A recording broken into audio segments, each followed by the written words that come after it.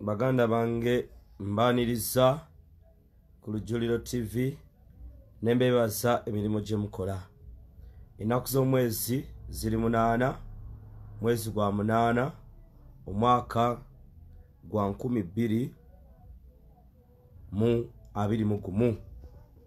Mbagamba nti musharinge mbawe obubaka buno ate nveewo ngende ku mirimu emirala.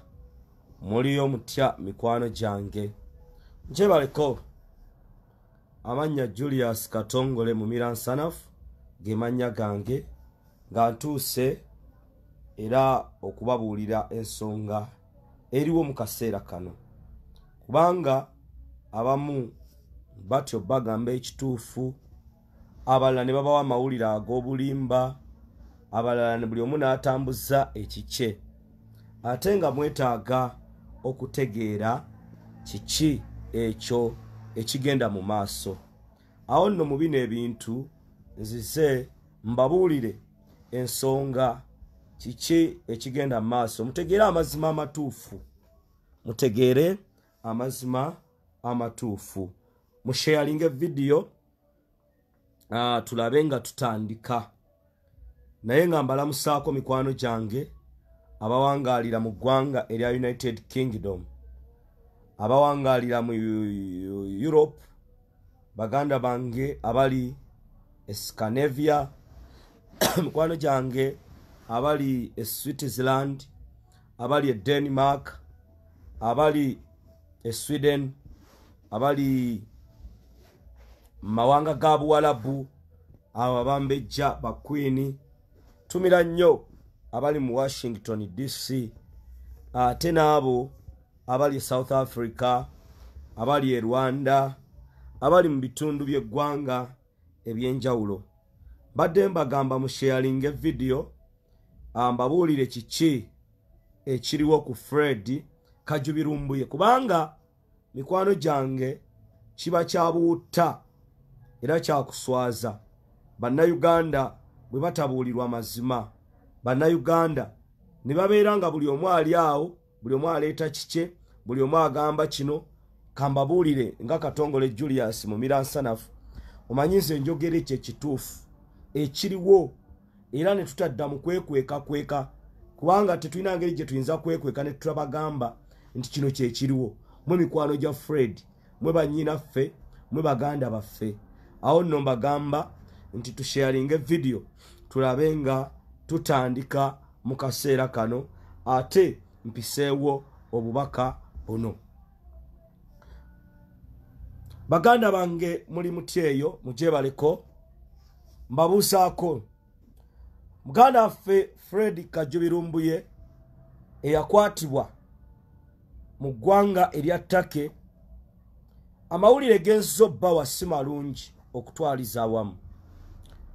Ekiriwo essaawa zino njagala okutegeeza Bannayuganda n'abo abagoberezi ba Fred Kajubirumbuye, waliwo okukyamusa abantu okuzze ng'abantu abamu bakuleeta nga bakyamuukiriza abantu bave ku mulamwa ogw'okubanja Fred Kajubirumbuye. Mu kino abantu bangi kati balowooza nti Fred Kajubirumbuye simanya byawedde, bagenda kumutwala Netherland, bagenda kukola ki. Ebyo byonna bya process, ebyo byonna byasabiddwa busabibwa. Bannayuganda nammwe abandaba mwenna, amazima gali nti tewali amanyi Fred Kajubirumbuye waali this time around. Tewabaawo n'omu akulimba, tewabaawo n'omu akulimba nti Fred Kajubi ali wano. Zonna speculations ze zitambula, era Bannayuganda saagala mukyamuukirire. Abawagizi ba Fred saagala mukyamuukirire. Abakulu bakola kyonna ekisoboka, naye tebannazuula Fred Kajubirumbuye waali. Process ey'okusaba Fred Kajubirumbuye mu ggwanga erya Butuluki aveeyo agende mu ggwanga lya Netherland, that is a process. Naye tusaba naye tetumanyi nti Fred Kajubi mulamu oba mufu. Era mu kino nze saagala kuswala, kubanga tukoleredde amannya gaffe mu bbanga lyonna. Fred tetwagala mulundi na gumu batubuuze nti mwatugamba nti Fred Kajubirumbuye agenda Butuluki agenda Netherland kati aluwa nga tutunula butunuzi. Twagala okubategeeza bannayuganda mwenna gye muli. Fred Kajubirumbuye bye tubagamba tannalabika, tetumanyi waali. Ekiriwo kati kwe kulaba nga mwongeramu amaanyi mu banje Fred Kajubirumbuye. Yes, bajja gamba nti agenda Netherland agenda eno. Ekifaananyi kiri ludda bannayuganda kye baagala.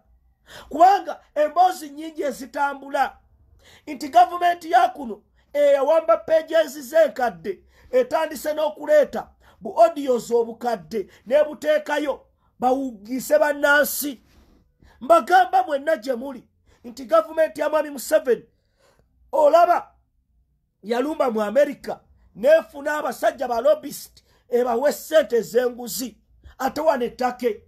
Fred ayinza okuba kati atulugunyizibwa. Fred ayinza okuba mufu. Bino bye tulimu eby'ekisiru nga tetufunye mawulire matuufu. Bannayuganda amazima tetumanyi Fred Kajubirumbuye waali.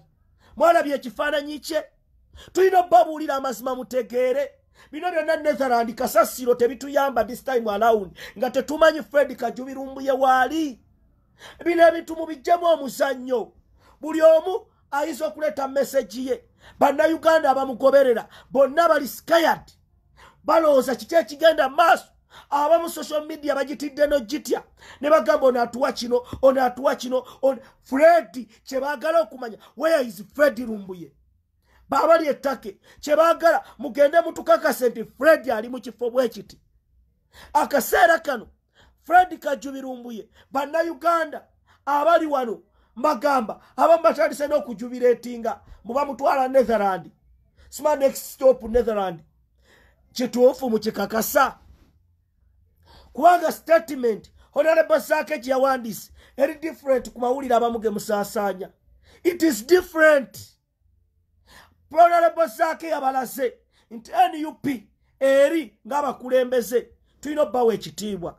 Era twasaba mu UN ne tusaba gavumenti y'ettake emutuwe. Ekyatuuka ku musajja yali owa Saudi Arabia mwakiraba munnamawulire. Kati mu kino Mwami Museveni ne gavumenti ye basobola okuteekawo embeera ne babalaga nti kiri bwekiti ne bwekiti ne musirika Fred nga ebyamutuukako birala. Mumanye ekimuliko. Kati pressure mwabavaayo ne musaasaanya amawulire agamalamu bannansi okubanja Fred Kajubirumbuye mukikomye. Fred tetunnamulaba ge mazima. Bannayuganda bali tetumanyi Fred waali. Era emmotoka gye twakomako tetumanyi kitundu kimwali. Obujulizi obusooka ke katambi akakwatibwa ne katambula ku social media buli omu ke yaliraze ensi nti eno poliisi tubagamba yene emmotoka. Emmotoka eno yavaawa. Abasajja bano ababiri bali luddawa. Naye tuli mu bya kisiru. Tuli mu kwekyamuukiriza. Abantu ekintu kibadde kikutta omuliro abalala muli mu kuyiwako mazzi kizikire.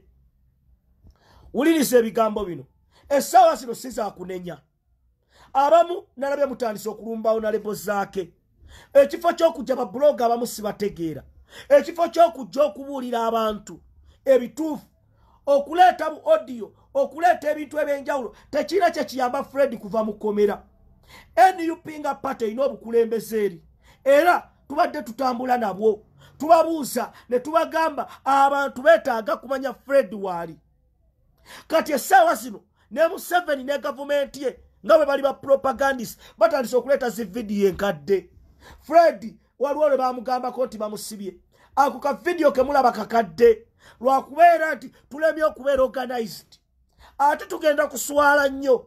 Mbabuulira Fred bw'atava mu kkomera ne bimutuukako ebirala kigenda kubeera kibi nnyo nnyo. Kigenda kunafuya abantu bangi. Mulowooza byakusaaga mukitiiriridde ne people abantu sibasanyufu. Abantu sibasanyufu ku nsonga ya Fred Kajubirumbuye. ebintu bitambulanga bwe biri nolaba buli omu aleeta kike tuwali tiimu eri organized oba ani atuwa amawulire amatuufu tetumanyi kigenda mu maaso mu ttake oba ali ttake oba ali Uganda bannayuganda tebategeera bigenda mu maaso abantu babajjamu sente tibye zikola tebitegeerekeka baganda bange ebigambo bye mbagamba nze Katongole manyi kye kigenda okukostinga manyi impact egenda okubeerawo singa Fred Kajubirumbuye bagaana omutta yo gavumenti ya Museveni essaawa zino yajja n'ebalimba nammwe ne mubuukira kati essaawa zino basirise era bo babalaga nti ali ttake omanyi ki ekyo ekigenda mu maaso ambassadors chamber mwatuukawo ebintu bya Fred Kajubirumbuye enkwata gye babikuttemu si nnyangu era mbagamba bannayuganda yonna gye muli mwe temuzikiza bangi bagenda kujja babalage nti byawedde tebinnaggwa twetaaga Fred ali ludda wa ayinza okuba mufu bayinza okuba Fred bamugjeemu enjala abasajja Fred Kajubi balabika ennimi bazimusazeemu ayinza okuba ebitundu by'ekyama takyayina Fred Kajubirumbuye ayinza okuba essaawa zino musajja otwali masiga gatulutulu Netherland yes agenda ekyo kijja luvannyuma ekya Netherland kijja luvannyuma nga tumaze okutegeera waali mumanyi kyoba mutumupangira Netherland nga yafadda gavumenti y'ettake yakozeeyo posti yonna etwaga Fred waali buli omu akozese kapasite gy'ayina ateeke pressure ku gavumenti y'ettake muva mu by'okukyamusa abantu essaawa zino si za kukyamusa abantu tubateekemu muudu ebanja Fred ne baba mutegedde ebyawa Netherland mubagambe tetunnamulaba era nga ge mazima tannalabika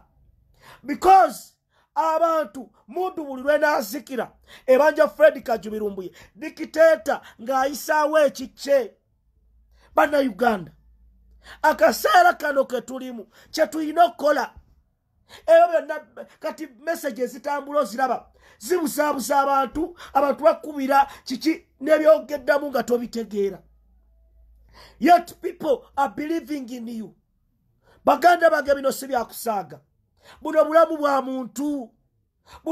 bwa muntu nze amanye ekkomera nze manyi kyekitegeeza okusika Seekabuzooba nze manyi kyekitegeeza abasirikale okukuba mu kkomera Fred ali mu bulumi Fred yakola omulimu gwe akaseera kano mukole gye mulina okukola muve mu katemba bannayuganda mubabuulira amazima nti tetunnalaba Fred nti tetumanyi Fred Lumbuye waali ebyo bye tubagamba abantu mubagambe tebagenda bakyawange obagambye otunula oli najja n'akola post n'agamba Fred bamuleese Uganda nga talina proof some of you munoonya following mu kaseera kano mukola mu page munoonya following muli mu kubusaabuza abantu bw'oba tolina kyogamba abantu why do you come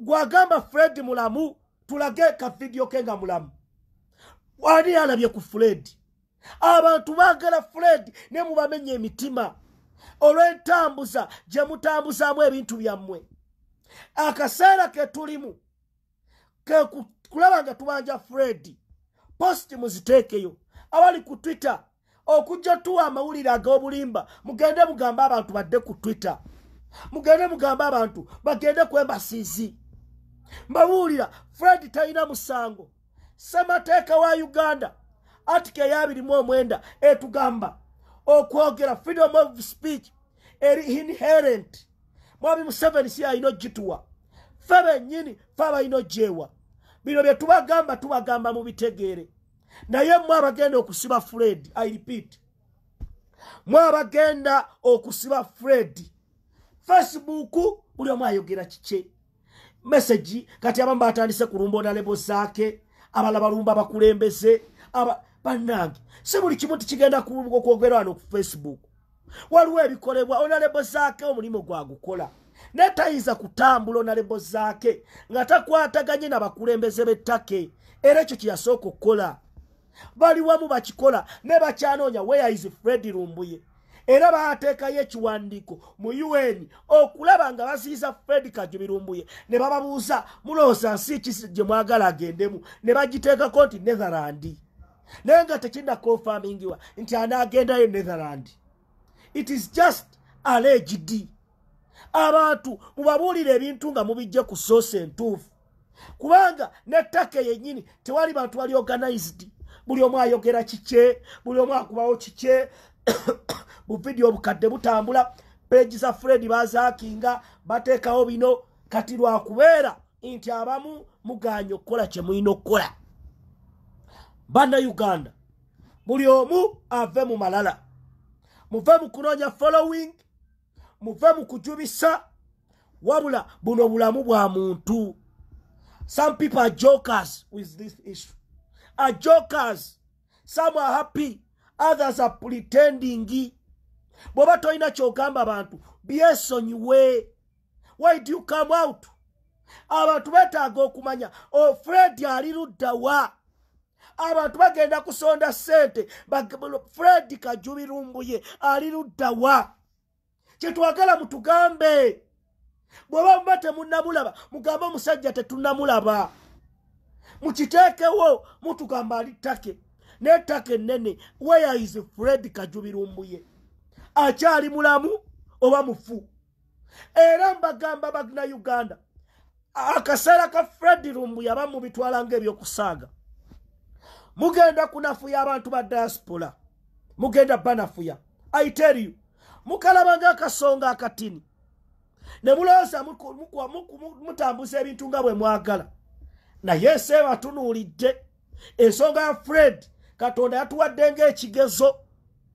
If at all diaspora community fenga tulemerera okujja Fred Lumbuye, ligenda kubeera ddibu ddene erigenda okugwa mu diaspora. Mujja kuba mumbuulira. I am telling you, mubiraba musirise, mubiraba mukola byammwe. Mbabuulira bwe mba mukyayagala diaspora community. Diaspora community US nesukka negenda ku embassy, UK negenda ku embassy, Uganda nga tewali kikoleddwa, Uganda nga tewali kikoleddwa. Fred Lumbuye, you want to distance yourselves from Fred Kajubi Lumbuye, but it is going to be a problem to you. I'm telling you. Abantu ba mu USA bagenda kutuuka ekiseera bagambe olaba Fred Kajubi Lumbuye atuuka mu mbeera eno ate nze nabutono. Olaba Fred Kajubi Lumbuye tewabaawo kino ate nze. Ebigambo ebimu ebyenjogera abalala tebasobola kubyogera. Naye baganda bange, I'm telling you the truth. Abantu bagenda kumenyeka emitima. Ensonga ya Fred mugirabanga ey'okusaaga. Mugirabanga ey'okusaaga. Mbabuulira Katonda atuwadde ekigezo. Ne tugeza ne tulwanirira Fred. Nadda mu mikono gye gy'abadde akola. Eyo genda kubeera ggoolo. Naye akaseera kano kasita tutandike ekirala, abantu bagenda kunafuwa. Nze bankubira amasimu. Aba USA bagenze ne beekalakaasa, ne bagenda ku kitebe. Aba UK ne beekalakaasa. Uganda tewali voice evaayo okuggyako bakatongole okwogera kubanga bo baasalawo okuyimirira ne Bannayuganda buli mbeera yonna. Ensonga ya Fred mugitutenge ey'okusaaga. Fred wa NUP, I'm telling you the truth. Gwe kirumye nkyawa. Era bwe tubagamba ebigambo bino, mbagamba mikwano gyange, tukole kye tulina okukola. Tukole kye tulina okukola. Obuyinza buli mu mikono gyammwe. Tewabaawo n'omu abatiisa. Mu kaseera kano buli omu akole kyagenda okukola. Asobola okugenda ku social media kikole, abasobola okuteekawo embeera mu kikole. Saagala muveeyo mubeeraawo bwe mutyo. Ngamba ffenna tukuŋŋaane tubanje Fred Kajubi Lumbuye. Ekyo kye tubagamba. Naye dayise mu kaseera kano tulina okulabanga Fred Kajubirumbuye tumubanja. Abettake baganda bange mwabalina otuwa ekyokola.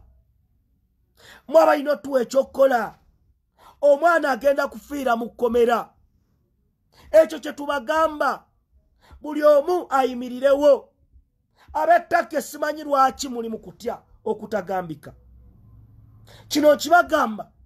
Fred essaawa zino tetumanyi waali. Ayinza okuba mulamu, ayinza okuba mufu, abasajja bayinza okuba tebitegeerekeka. Bannange tebitegeerekeka. Abantu bali maziga agatagambika. Naye mulowooza muntu eno eriwo kasita kitambula mu wiiki 3 kinaaba kitya. Ke kaseera tuyimirire tubanje Fred Kajubirumbuye. Ke kaseera tuyimirire n'erumbuye. Ebyo bye mbagamba. Buli omu ky'olina okukola kikole. Buli omu ky'olina okukola. Abali ku Facebook mukole kye mulina okukola. Abali ku Twitter mukole kye mulina okukola. Kubanga akaseera kano ke tulimu ensi etutunuulidde. President Robert Kyagulanyi Ssentamu ogugwe yagukola. President Bobi Wine ogugwe yagukola. Era Bobi Wine tatudde. Honorable Zaake tatudde. Bali mukola mulimo gwabwe. Ne tubagamba buli omu akole kyalina okukola. Tuve mu mbeera z'okukyamuukiriza abantu. Mugende ku tax embassies. Baganda bange muteekewo akazito. Mubanje muganda waffe. Kubanga ffe abalina okulwanirira Fred Kajubirumbuye. Tewali bagenda mulwanirira balala okujjako gwe. Ebyo bye tubagamba. Ebyo bye tubagamba. Baganda bange tuve mu kusaaga. Ebyo bye tubagamba tulwanirire Fred Kajubirumbuye. Abasajja bo betegefu okukola kyonna kye bayagala. Era bwe tutabeere organized bajja kukola bye baagala babiyiseewo. Neebasa abo bonna abakoze obutaweera. Neebasa abo bonna abatambudde okulaba nga beekalakaasa. Mwebale nnyo, mwebalire ddala. Era mu kino mbagamba tulwane masajja Fred Kajubirumbuye bajja kumutta baagala tebaagala. Era mu kino mbasuubiza tuve mu mbeera ey'okulumba abakulembeze ng'Honorable Zaake. Honorable Zaake omulimo gwe ali mu kugukola. Waliwo ebiboozi gavumenti propaganda gwetambuza. Kituufu Honorable Zaake yasangibwa agenda ttake. Ekyo ne kituyamba. Ekyo ne kituyamba. Era Honorable Zaake gyali tatudde. Temumuteeka ku pressure. Gw'okoze ki okunenya Honorable Zaake? Wanga Fred Kajubirumbuye fenna waffe. NUP nga party ekoze ogwayo. Era ekyakola. Secretariat eri mukola omulimo gwayo. Ebyo bye tubagamba mubitegeere. Mutegeere ekituufu ekiriwo. Nenge ekituufu ekiriwo tetunamanya Fred Kajubirumbuye waali. Ekyo kye kisinga obukulu. Abali ku Twitter mukole kye mulina okukola. Kubanga ekyo kye mbagamba. Mwagala obbakyamuukiriza. Babagambe tumulabye naye amazima tetunnamulaba. Ali luddawa. Ekifaananyi kye kiri luddawa. Nze nja bagamba ebyo. Ebyo bye mbagamba bye biriwo. Kyova olaba Mwami Museveni bafolowinze peegi za Lumbuye. Peegi ezo muzani following. I mean bazihakinze. Abasajja babuli kuli baleeta bu video obukadde. Bamanyi abagoberezi bagenda bajja kumulamwa. Ako ka video akakadde akatambula ambunga ayogera. Ako kakadde amazima gali nti Fred tetumanyi wali babalimba. Babalimba. Ebyo bye tubagamba mu bitegeere.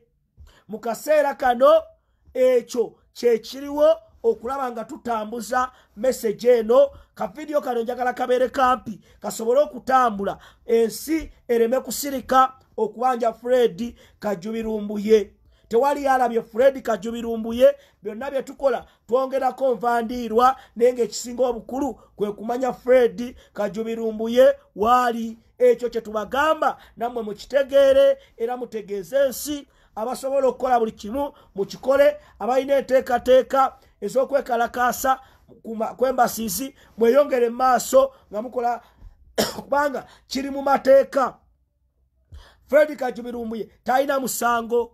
Atike ya 29 mu Uganda mu ssemateeka emuwa eddembe okwogera, freedom of speech, inherent rights. Government siye inosituwa dembe lyaffe lya bwebange Katonda yatuwa emimwa twerwaneko era twogere.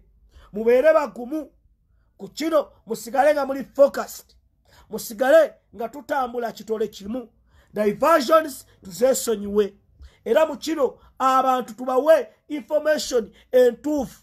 Abantu tetubawa information ya bulimba kubanga omumpembe ye musanyufu olw'okulaba ebigenda mu maaso. Naye nga tubagamba pages za Fred Lumbuye eziri zaahakingibwa enkadde.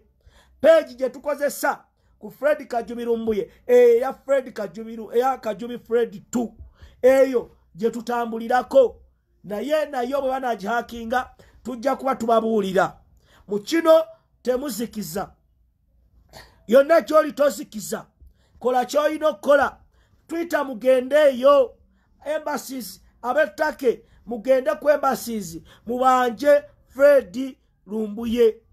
Ku kino gavumenti y'ettake mugiteeke ku ninga, mugambe mwefuula abafamire ya Fred Kajubirumbuye, mugambe omuntu waffe baatugambye alabika yafa, omuntu waffe baatugambye twagala kakasa. Ekyo kye mulina okutambulirako, tewali agenda bakwata. Number plate ey'emmotoka n'aka video ke mwalaba, abantu abo mulina okusooka mutwaleyo, mulaga abapoliisi, mulaga ebitongole by'okwerinda, muttake mubagambe we are worried, naye omuntu waffe ali luddawa. Kye mulina okukola bino ebya Netherland bireme basi bakantuntunu. Ebya Netherland bagenda kutwalayo maiti, bagenda kutwalayo atalabika. Ekyo kye tubagamba nti tetumanyi Fred Kajubirumbuye waali, naye nga ttiimu ey'abannamateeka eyafuniddwa ekola buli kimu. Mu kino abalabe bangi abakola buli kimu okulaba nga Fred Kajubirumbuye taddamu kubeera mulamu. Abalabe bangi abatambuza propaganda okubajja ku mulamwa kubanga mutaddewo amaanyi mangi okumubanja, mutaddewo embeera y'amaanyi. Tomanyi mulimo gwokola, tomanyi mulimo gwokola mwannyinaze. Ne bwe nkubuulira akazito kootadde ku gavumenti ya ttake, akazito kootadde ku gavumenti ya Uganda, muganda wange okola kyamaanyi. Muganda wange gwavuddeyo ku social media n'oteekawo demand, kyokola kyamaanyi. Abasajja akazito bakawulira.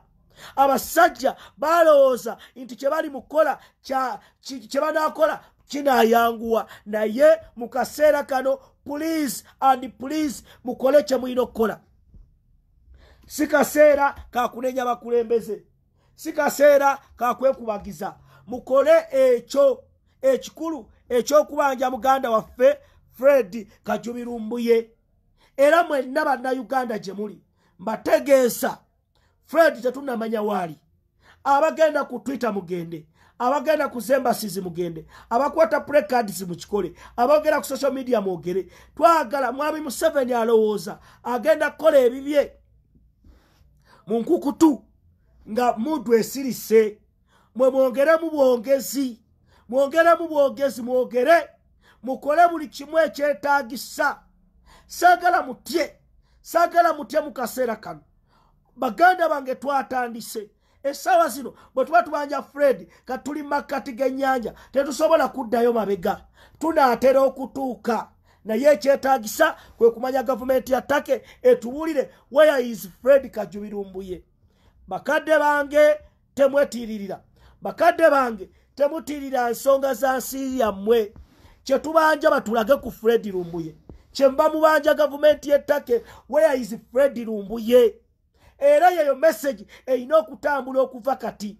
bino byonna mbw agenda Netherland alagawa oyo bullshit tetwagala kumuwulira awo Netherland ajja genda naye anaagendayo ddi tudimandinga Teacher Fred Kajubirumbuye abalina abasajja ababawasa nga batake ba Nigeria baki babayambeko nabo bafeyo badimandinge abasobola okukunga abantu b'ensi ez'enjawulo n'ekyo mukikole kubanga dikiteta yenga ye kyatya kwe kumulabisa mu kaseera kano Fred ayinza okubanga ali hankura ayinza ngambi ayinza ankura mu ambassadors chamber kubanga bo bakimanyi abo basobola omukolerawo kyonna kye baagala bayinza n'okuba bamukukusa ne bamuyiseeyo mu bintu byabwe bamuleete bamutulugunyize wano ekyo kisoboka nemwe muli wano muli mu kukyamuukiriza abantu sikadde ka kukyamuukiriza akaseera ke tuliko ka kubanja Fred Lumbuye bino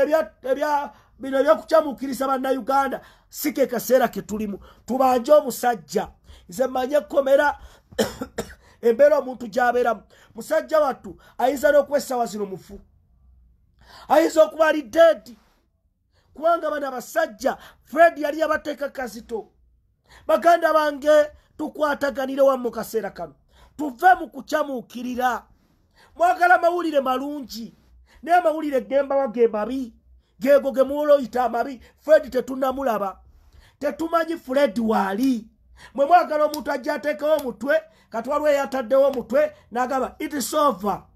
Can you imagine ejo emitwe it is over kiki ekyawedde abamu bali mu kukuza pages zaabwe bagamba kuba boole bambi kuba ne bannayuganda bambi buli omu buli gwala bayinza okugamba ono yaleese ekituufu twagala ttake mutuule wansi tufune ttiimu etegeeza abantu ki ekigenda mu maaso tulabe ono awandiika kirala oli n'aleetawo kirala oli n'aleeta kirala bannayuganda bagoberere ki ono ajja kugamba njagala ssente ono twagala kino kati whom should we follow nsaba mukulu ayina byona diaspora coordinator please and please you talk to the leadership of TAC of NUP to be organized kubanga kino ensi yeetaaga okumanya we should be organized mu bintu bye tukola this time around abantu ababuvunaanyizibwa bali mu kutukolako mistakes bali mu kutulabamu ensobi kubanga this time around mwafunye ekinene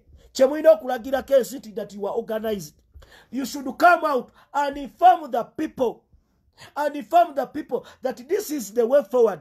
We've reached here. Nekino kiganyi temutya okwogera amazima kubanga bannayuganda mulina obbabuulira ne balwana mubagamba bannange omusajja tetunnamulaba bannayuganda bangi abalina amagezi bannayuganda bangi abalina information ku Fred Kajubirumbuye waali nga bamanyiiwo ne beebuuza tugiwaani ono taatuwulope bannayuganda n'abatali bannayuganda bangi abamanyi Fred waali wekanga ne bagamba tutuukiriraani tuteekewo ttiimu erondoola tuteekewo ttiimu etegeeza abantu nti oyo yayogerera diaspora ttiimu ettake yayogera ku nsonga kuza Fred Kajubirumbuye mu kino bwe tunaakikola n'abali luddawa abeetaaga obuyambi bajja kubufuna okulaba nga babanja mukwano gwaffe Fred Kajubirumbuye naye gwe munnayuganda ssekinnoomu wonna wooli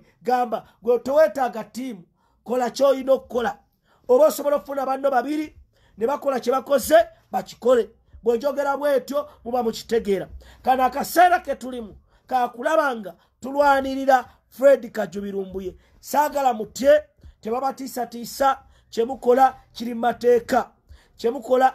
mateeka neebaza nnyo abo basobodde okgenda okwekalakaasa mu United Kingdom USA n'ebirala bannange mwebale nnyo mwebalire ddala neebaza nnyo pulezidenti waffe Robert Kyagulanyi Ssentamu pulezidenti w'eggwanga Uganda taata weebale nnyo weebalire ddala Honorable Zaake Francis muganda wange weebale omulimu gw'okola David Lewis Rubongoya bannayuganda yonna gye muli abali ku Twitter abali luddawa mwebale nnyo mwebalire ddala disregard the information etambula nti Fred mulamu mbwe yayogedde nti gyendi mbadde neebase disregard that information video saagala kukola mpanvu njagala video eno etambule paka mu bannayuganda. Ayi Katonda kuuma Robert Kyagulanyi Ssentamu.